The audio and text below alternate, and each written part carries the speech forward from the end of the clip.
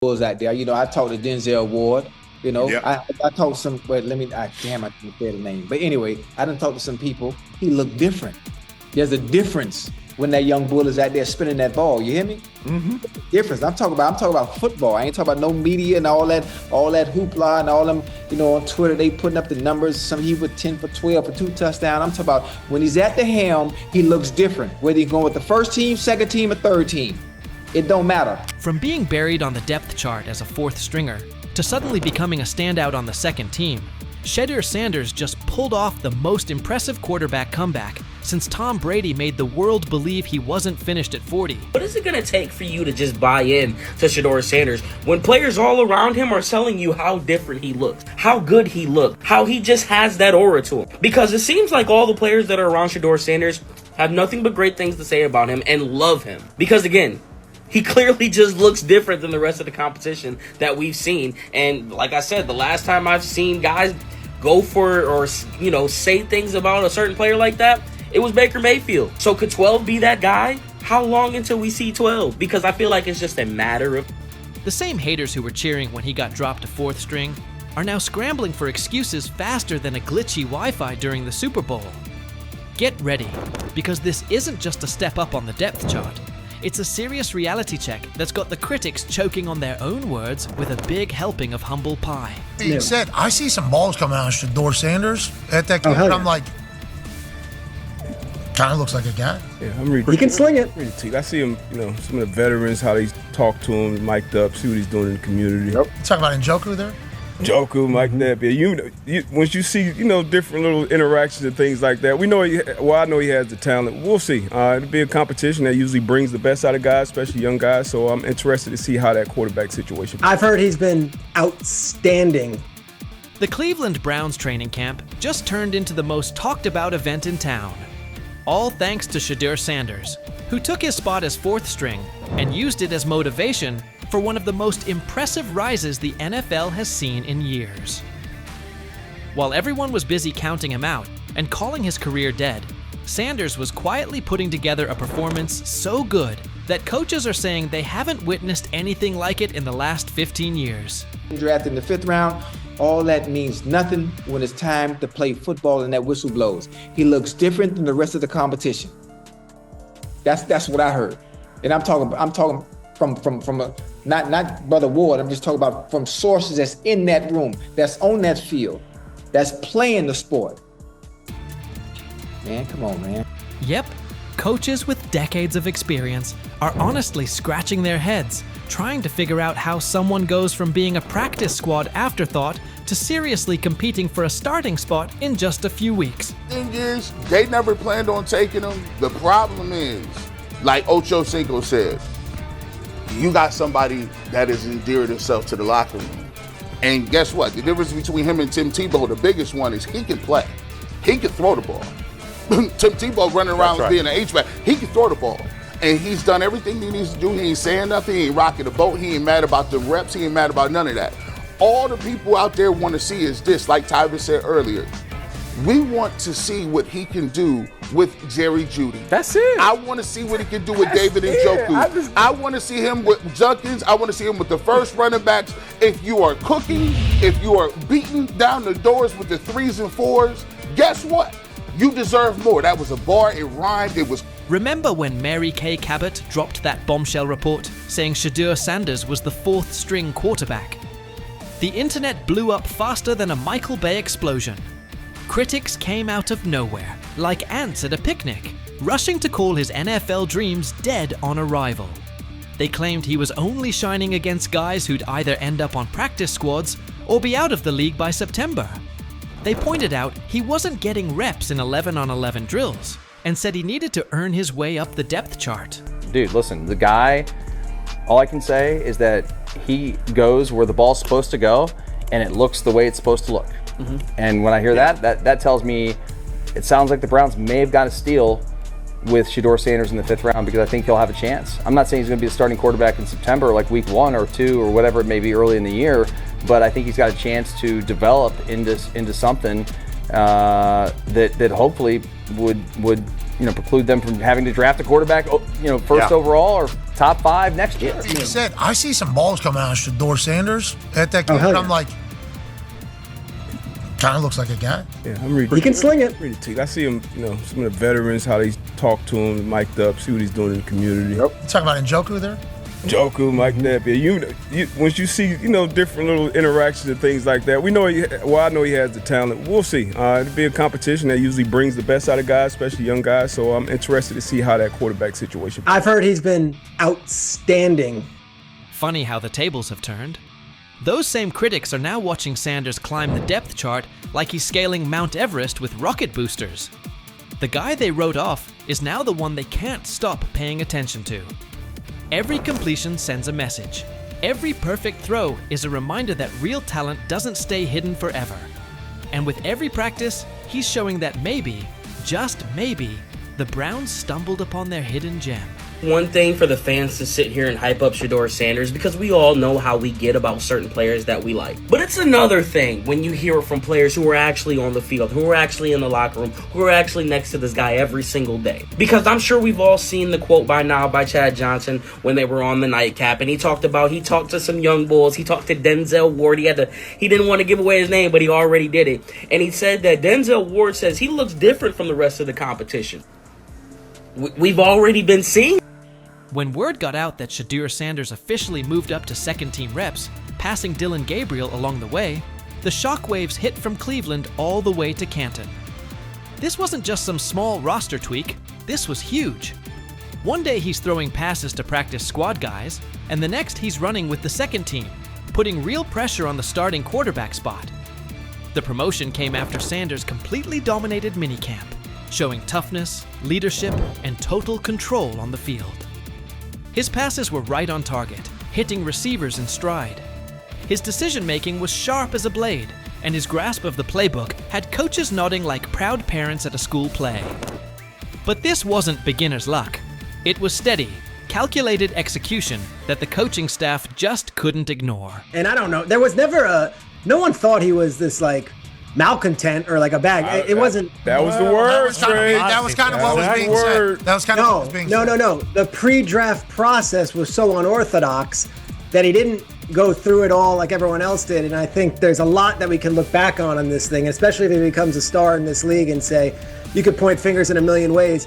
Not having a pure agent, not having the workouts that everyone else did, going to these teams, not necessarily being as willing to throw the ball when asked at the All-Star games, like that kind of stuff I think might have stung him, it might have turned teams off, but I know. When Stephen A. Smith starts singing your praises, that's when you know you've officially arrived. The ESPN personality, famous for his fiery takes and no-nonsense analysis, didn't just mention Sanders. He gave him the full Stephen A. treatment. He praised Sanders not only for his top-tier football skills, but also for the intangibles that separate the good from the great. This kid's mindset puts him ahead of the pack, Stephen said, with the confidence of someone who's seen enough football to spot greatness from a mile away. He pointed out Sanders' composure, mental toughness, and relentless drive to compete at the highest level. When Stephen A. says, "It's not just about throws and stats anymore," you better believe the whole football world is paying attention. This stuff wasn't made up. I covered the draft for ESPN. I'm sitting on the desk. It's Shefty, it's Mel, it's me, it's Lewis. I heard some of the same things that Deion Sanders is talking about. And S.A. and Kenton, you know this, we all have relationships. We all have people who tell us information, they help us prepare to do our job. I heard some of the same things. Some of these things weren't necessarily made up, at least I don't think, from the people that I trust who told me these things. And so, number 2 role still up for grabs. Are you guys still competing for that number 2 role? Number 2 role? Like number 2 string quarterback. Oh, yeah. Honestly, bro, I really don't look into that. I don't care. Whenever it's time for me to get out there and play, I'm going to play. Adversity, things is going to knock you down sometimes, but the main thing about it is you just got to push through it. There's a lot of people in this world that's going through stuff, but, I'm playing for a lot more than just me. Yes. And will he kind of be the backup? Joe will start the game, Dylan will play second, Shedeur will play third. Shedeur Sanders is done with the chatter. After head coach Kevin Stefanski slotted him as the third-string quarterback behind Dillon Gabriel, He didn't blink. No panic, no backpedaling, just steady confidence. He made it clear he won't get caught up in labels or outside noise. Say what you want, but when the stage is brightest, he intends to be brighter. Sanders isn't wasting energy on distractions.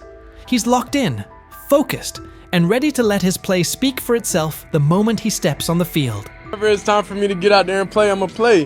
Whenever it's time for the lights to come on, I'm going to do my thing. I'm not concerned about when it is. I'm not concerned about, how many reps I'm getting at this point. Is what it is, because I know when the lights come on, when everything go on, when the pressure's on, you know who I am. Shedeur Sanders isn't losing sleep over Kevin Stefanski's depth chart or the situation around it.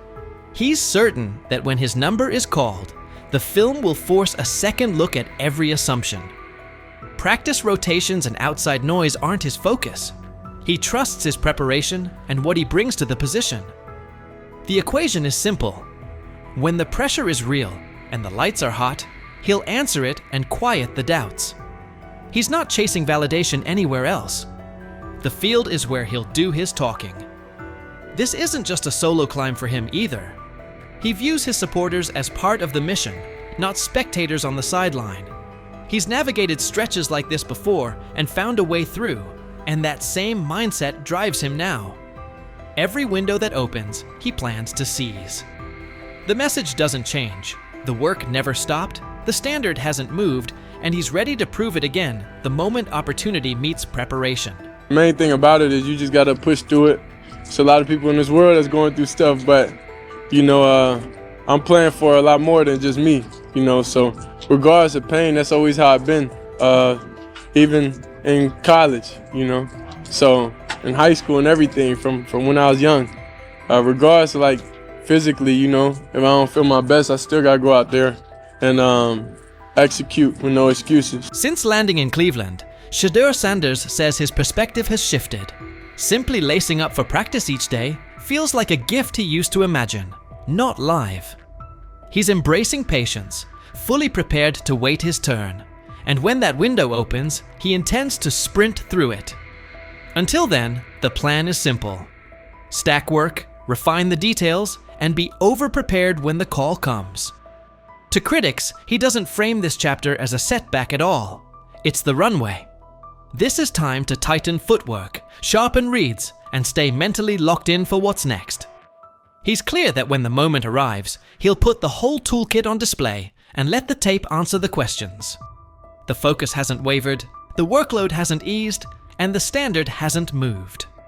When opportunity meets preparation, he intends to show exactly who he is and what he can do. I would say I learned life in a different perspective, and that's why I come here. I'm happy. I always got good energy because, I'm blessed to come out here. And he's backing it up.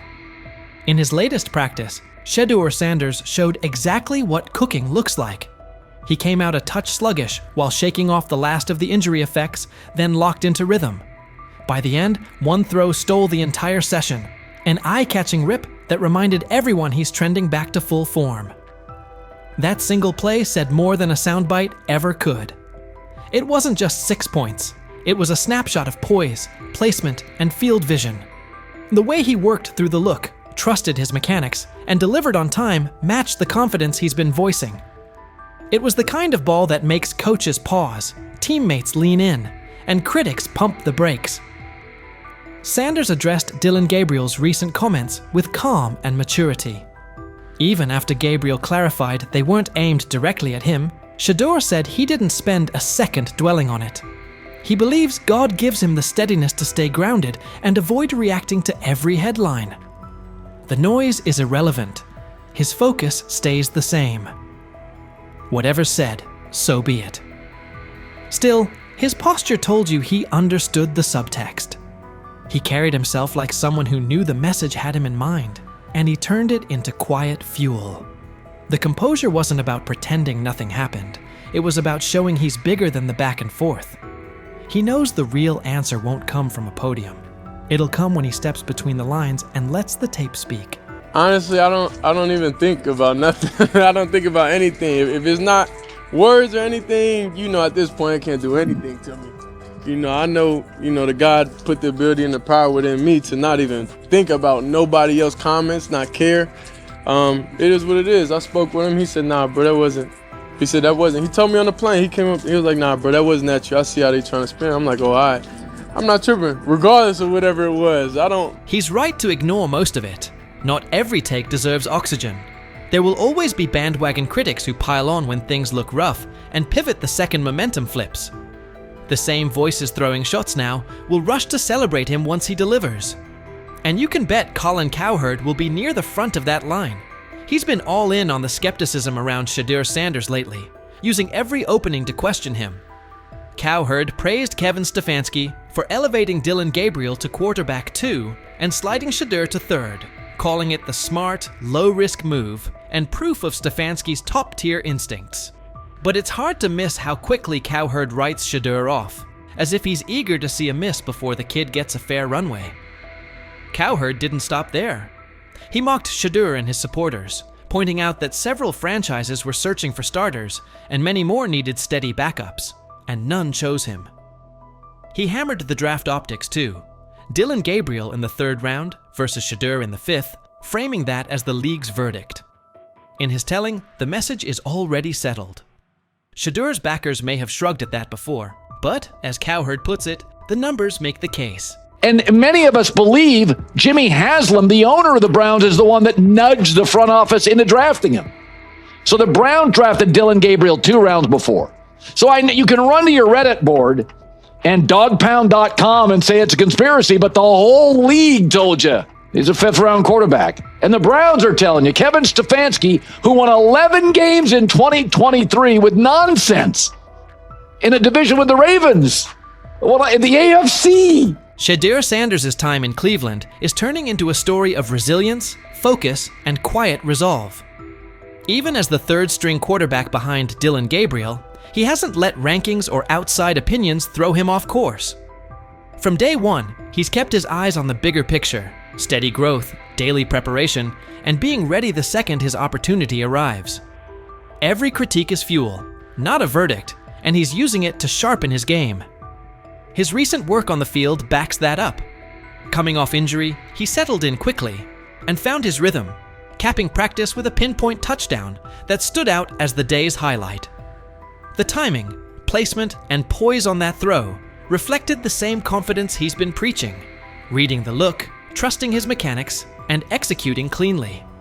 It's the kind of rep that gets a coach's attention, earns teammates' trust, and makes skeptics pause. Sanders' maturity shows in how he handles chatter from teammates, rivals, and the media. Whether responding to Dillon Gabriel's comments or brushing off negative noise, he stays grounded, crediting faith and focus for keeping him steady. He knows the talk is part of the job, and he's committed to letting the film speak louder than any quote. Meanwhile, critics like Colin Cowherd have leaned into the doubts, pointing to draft status, Gabriel in the 3rd round, Shedeur in the 5th, and the lack of immediate interest from teams as proof the league has already made up its mind. Sanders isn't letting that define him. He understands success isn't about early labels. It's about persistence, preparation, and performance when it counts. As he keeps stacking work and embracing each rep, it's clear he's preparing for the moment his potential becomes undeniable. The road may be tough, but his discipline and mindset suggest he's more than capable of rising above doubt and making his mark in the NFL. What's your read on Shedeur Sanders' approach so far? Do you think his patience and focus will pay off once he gets real snaps?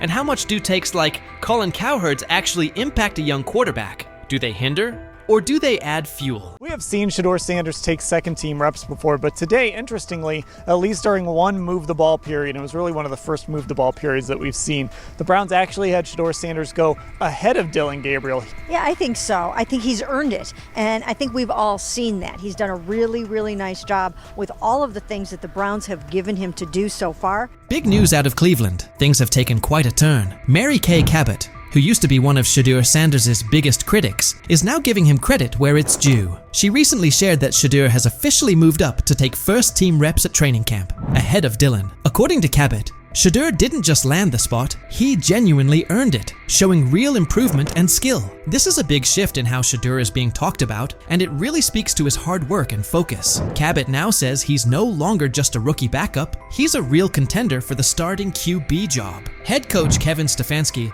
has reportedly approved Shedeur for those first-team reps, which are expected to start next month. It's a big step forward, and a clear sign that Shedeur is ready to compete at the top level. As we get closer to the season, all eyes will be on Shedeur to see if he can lock in that starting role. But it wasn't always this way. Back during minicamp and OTAs, Cabot was one of his toughest critics. She constantly labeled him as a fourth-team quarterback and argued that he wasn't getting the reps he needed to show what he could do. For a while, she seemed like one of the only media figures not sold on his potential. While most of the coverage was backing Shedeur, Cabot stood firm in her doubts about whether he was truly ready. The way it played out yesterday is the way that I thought it would, is that Shedeur right now is the fourth-team quarterback. He did not take any team reps yesterday.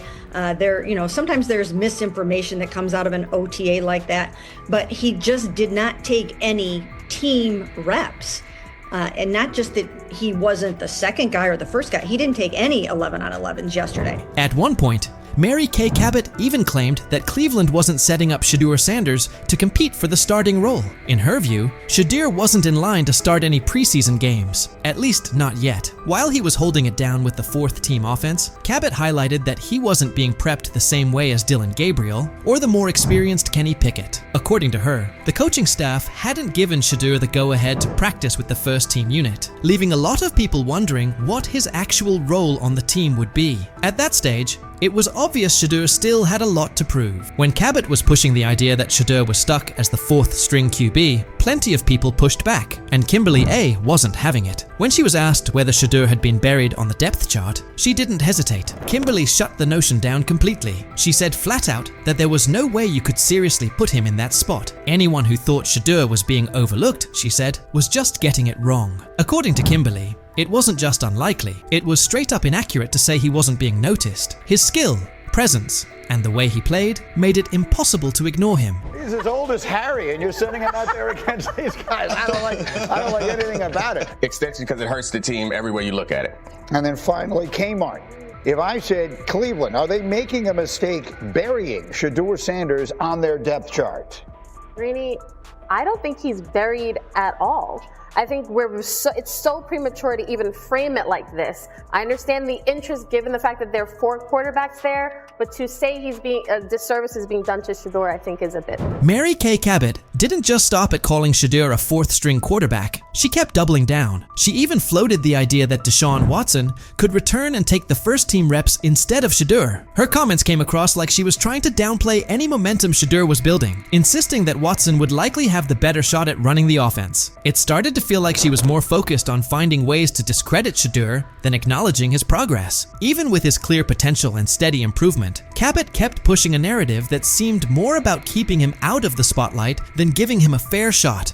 People kind of went crazy over something I wrote last week, that Deshaun's going to have a chance to come in and compete. I didn't say Deshaun was going to come in and be the starting quarterback, that it will be someone else. I don't know if it will be a rookie that they bring in. I don't know if it will be someone that is on someone's roster right now that they're going to try to trade for. Mary Kay Cabot didn't hold back when talking about Shedeur Sanders after his ticketing incident. She openly questioned whether he had what it takes to be a true quarterback, calling the situation a serious red flag. Cabot didn't just mention the speeding. She pointed out that Shedeur was going a shocking 40 miles over the limit. She even claimed he was racing another driver who was clocked at 92 miles per hour, describing the whole thing as reckless and dangerous. Her coverage left no room for interpretation. "This isn't what you want from your quarterback," she said, framing the incident as more than just a traffic mistake. It was, in her view, a sign of deeper concerns about his maturity and leadership. But Shedeur's fans weren't having it. The backlash came quickly and loudly. As the criticism piled up, Cabot eventually shut off her comments, clearly seeing that the narrative she'd been pushing was falling apart. She started to realize that sticking to her stance would only hurt her credibility, especially with Shedeur continuing to prove himself. Recognizing that it's okay to change course when the facts do, Cabot finally gave Shedeur his due. She acknowledged his obvious talent and the progress he's made, fully backing him now as a key part of the Browns' quarterback picture. After everything, she had to face the reality. Shedeur Sanders was the real deal. She admitted he had pulled ahead of Dillon Gabriel on the depth chart and was now getting first-team reps. The work Shedeur had put in, the strides he made, and the undeniable skill he showed on the field couldn't be ignored anymore. Cabot came to terms with what had become crystal clear. Shedeur was a serious contender for the starting quarterback job. His moment had arrived. Seen Shedeur Sanders take second-team reps before, but today, interestingly, at least during one move-the-ball period, it was really one of the first move-the-ball periods that we've seen, the Browns actually had Shedeur Sanders go ahead of Dillon Gabriel. Yeah, I think so. I think he's earned it, and I think we've all seen that. He's done a really, really nice job with all of the things that the Browns have given him. Mary Kay Cabot even went so far as to say that Shedeur Sanders had left a strong impression every time he spoke to the media. She pointed out how his poise and maturity during interviews only added to his rising reputation, stressing that the Browns were taking everything into account. According to her, Shedeur seemed to stand out above every other quarterback on the roster. It was becoming more and more obvious that his progress wasn't limited to just what he was doing on the field. He was also stepping up as a leader off of it. Her change in tone showed just how hard it was to ignore Shedeur's impact and the potential he was starting to reveal in every part of the game. Shedeur Sanders has now shown, without question, that his skill and drive are the real deal. Even Cabot, once one of his harshest critics, has come around. His development as a player, his ability to exceed expectations, and the way he carries himself in front of the media have all helped shift the conversation. He started out being dismissed as a fourth-string quarterback, but Shedeur kept pushing, eventually moving ahead of names like Dillon Gabriel. Through strong showings during minicamps, OTAS, and the lead up to the season, he's proven he's ready for the spotlight. And it's not just Mary Kay who's flipped her stance. A lot of people who once doubted him are now among his loudest supporters, giving him credit for the growth he's shown and the potential he brings to the team. Shedeur's rise has been all about resilience. He's turned criticism into motivation, and that dedication has earned him respect. His progress isn't just about football, it's also about the leadership and maturity he's displayed along the way. As Shedeur keeps growing, it's clear he's not just another rookie, he's on track to become a breakout star. What do you think? Has Shedeur truly earned his spot as a starting QB contender, or is there still more work to do? Was Mary Kay right to change her opinion, or should she have stuck with her original take? What do you think was the turning point that flipped the script for Shedeur? And do you believe this support he's getting will keep building as the season goes on?